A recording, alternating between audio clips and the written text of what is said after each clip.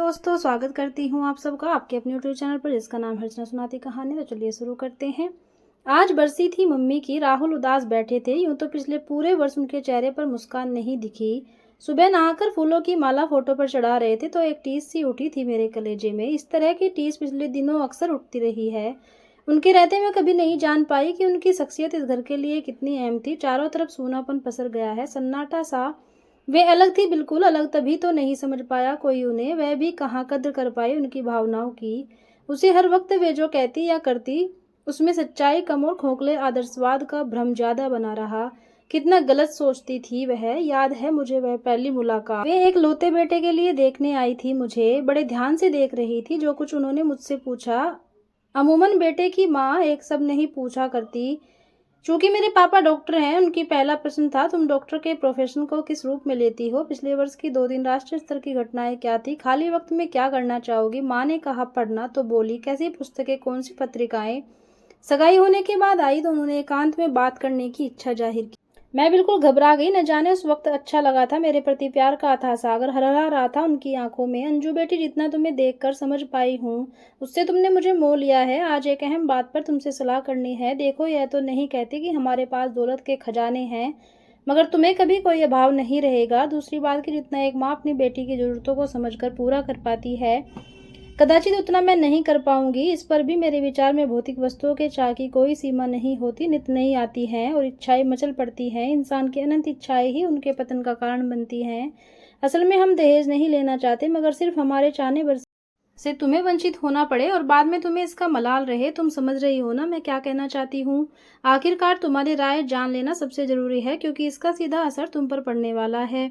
मेरी समझ में ठीक ठीक तो कुछ नहीं आया था। मैं उनके व्यक्तित्व तथा नपे तुले शब्दों में, बोलने के अंदाज में कुछ आंतकित हो गई थी, या फिर उनकी आत्मीयता, सहजता मेरे देखे सास बहू के रिश्ते के ठंडेपन से कहीं मेल नहीं खा रही थी। उस वक्त मैंने यही कहा था, जैसा आप चाहें, मुझे कोई ऐतराज नहीं।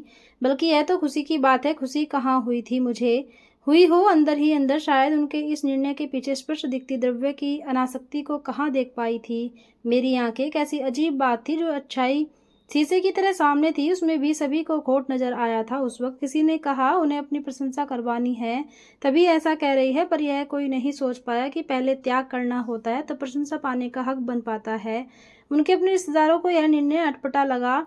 जो कार्य लीक से घटकर हो वह अटपटा तो लगना ही था। मुझे उन्होंने लाखों की भीड़ से छांट कर अपने बेटे के लिए उसका कारण मेरी शिक्षा, मेरा व्यक्तित्व। भले वह साधारण ही रहा हो, परंतु उन्हें मुझमें अंतहीन संभावनाएं नजर आई थी।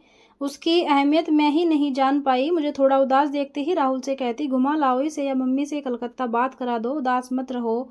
बाद में माँ बेटे पीछे पड़ गए कि मुझे पढ़ाई वापस शुरू करनी चाहिए। मैं पढ़ना चाहती थी, पढ़ भी सकती थी, लेकिन नई जिम्मेदारियां और पढ़ाई साथ साथ किस तरह हो सकेंगी, इस बात से चिंतित थी। बहरहाल एडमिशन हो गया। मुझे सुबह 6 बजे कॉलेज जाना होता था। लौटती तब तक 3-4 बज गए होते थे।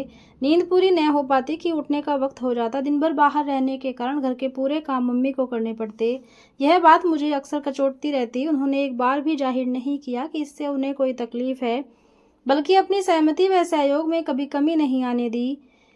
कॉलेज का पहला दिन था। राहुल को कोई काम निकल आया था। मैं मुंबई के लिए नई थी। यहाँ के रास्ते, यहाँ की लोकल गाड़ियों से मेरा विशेष परिचय नहीं हो पाया था। मम्मी मुझे कॉलेज छोड़ने गई। राहुल ने हम दोनों की साथ जाते हुए फोटो ली। राहुल कितने गहरे हैं जानते हैं? ये लम्हे शायद कम लोगों के नसीब में होते हैं कि कोई सास बहू को कॉलेज छोड़ने जाए। मैं अपने मनोगत भावों को छुपा लेने में सिद्धहस्त हूँ, परंतु उस दिन राहुल के साथ न जा पाने की झुंझलाहट ऐसी थी कि यह न सोच पाई कि उनके साथ जाने के अवसर आते ही रहेंगे। याद नहीं, पर मैंने कुछ ऐसी प्रतिक्रिया दिखाई कि मम्मी एकदम बुझ सी गई थी। परीक्षा के दिनों में घर के किसी कार्य को न करके पढ़ाई करने की कड़ी ताकीद दी उन्होंने। मेरे मन में एक अपराध बोध था जो मुझे करना था, वह नहीं कर पा रही थी, अतः अक्सर झुंझला जाती। वे मेरी इस झुंझलाहट को समझ गई थी, अतः मेरी किसी बचकानी प्रतिक्रिया का बुरा न मानती। काश मैं समझ पाती कि उन्हें बहू लाकर काम से निजात पाने से ज्यादा जरूरत बेटी बनाकर मुझे अपने करीब लाने की है। कभी पड़ोसन से कहते सुना था मैंने, तुम्हारी नीता कॉलेज से आती है तो क्या तुम उससे भरोसे घर के काम बाकी रखती हो, उल्टे जूस का ग्लास तैयार रखती हो, अपने सामने बैठाकर नाश्ता करवाती हो, फिर वह वही सोफे पर पसर जाती है, टीवी देखती है, फोन पर गप्पे मारती है। ये भी तो वैसी ही है, क्या फर्क है इसमें और मेरी नीता में? पता नहीं मम्मी की सीधी सच्ची बात भी मुझे क्यों छू नहीं पाई। मैं इतनी असंवेदनशील कैसे हो गई? वे जो प्रेम वश दे रही थी मेरे अंदर उतर ही नहीं पाता था। कदाचित सास के ऐसे निश्चल व्यवहार को मैंने देखा सुना नहीं था। परीक्षा देकर मैं कलकत्ता चली गई। अंजू तुम्हें फर्स्ट क्लास मिली है। खुशी से फोन पर कांप रही थी उनकी आवाज़। शादी के बाद प्रथम नववर्ष की शाम घूमने जा रही थी। मम्मी ने अपनी साड़ी पहनने को दी। मुझे नकली गहने पहने देख कर टोका, इसके साथ वह हीरे का कंगन मैच करता है। होटल पिक्चर रास्ते में न जाने कंगन कहाँ गिर गया। बहुत ढूंढा, डर रही थी मैंने तो शीशे का एक ग्लास टूट जाने पर सासों को डांटते देखा है। न जाने क्या करेंगी। आधी रात को लौटे थे, फिर सो नहीं पाई थी रात भर। मैं रो रो कर मेरी आंखें सूज गई थी। सुबह डरते डरते किचन में खड़ी मम्मी से बोली थी, मम्मी वह कंगन गिर गया। कल सुनकर 2 पल के लिए चुप रह गई थी, फिर मेरे उतरे चेहरे पर सूजी आंखों पर नजर डालकर ठहरते हुए शब्दों में बोली थी, जो गिर गया वह वापस आने से रहा, मन खराब करने से क्या फायदा। उनकी बात सुनकर मेरी जान में जान आई थी। इस वाक्य के पीछे छिपी उन उदारता को आंक पाने की सामर्थ्य मेरे पास नहीं था। पिछले दिनों वे अस्वस्थ चल रही थी, कभी खांसी कभी बुखार। राहुल के अड़ जाने पर डॉक्टर को दिखाती, वरना यूं ही चलता रहता। दिन भर में 4-5 घंटे में हमेशा पत्र पत्रिकाएं पढ़ती।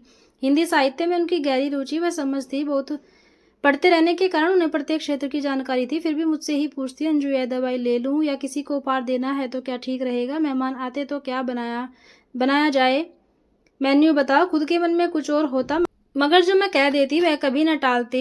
इन रोजमर्रा की छोटी छोटी बातों से मेरे प्रति उनका विश्वास छलकता था, या फिर वे स्वयं आश्वस्त होना चाहती थी। ऐसा भी नहीं था कि उन्हें कभी क्रोध आता ही न हो। पापा से, राहुल से उनकी तकरार होती है, वे नाराज हो जाती, रोती, खाना नहीं खाती, मगर मुझे उन्होंने उसे शब्दों में कभी कुछ नहीं कहा। राहुल इस पक्षपात की वजह पूछता तो कहती वह ऐसा कुछ नहीं करती।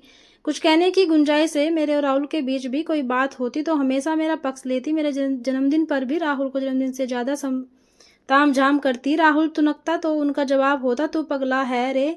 इसे आज के दिन ऐसा न लगे कि मायके में यह होता था वह होता था। और यह सब सुन कभी मैं त्रस्त बनी रहती। मेरा भी मन करता कि वे सभी जिम्मेदारियों से मुक्त होकर आराम करें, मैं उनकी सेवा करूं, मगर यह सब कहना ही नहीं आया मुझे। नहीं कह सकी कभी। मुझे गुड़ियों का बड़ा शौक था। बचपन में एक सुंदर गुड़िया दी थी मासी ने मुझे। मम्मी एक दिन बाजार से हरे रंग का ऊन ले आई। गुड़ियों की घेरदार फ्राक, छोटे छोटे जूते बनाने में 2-3 दिन जुटी रही।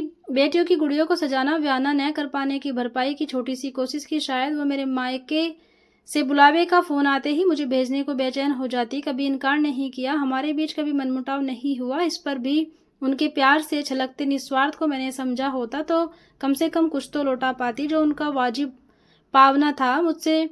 अब पछताने से क्या फायदा। उन्हें समझाता था राहुल। अक्सर राजनीति, संगीत, साहित्य, घटनाओं पर माँ बेटे बातें करते रहते। राहुल को नींद देरी से आती और मम्मी को गोली लेने पर, जबकि मुझे तकिए पर माथा रखते ही नींद आ जाती।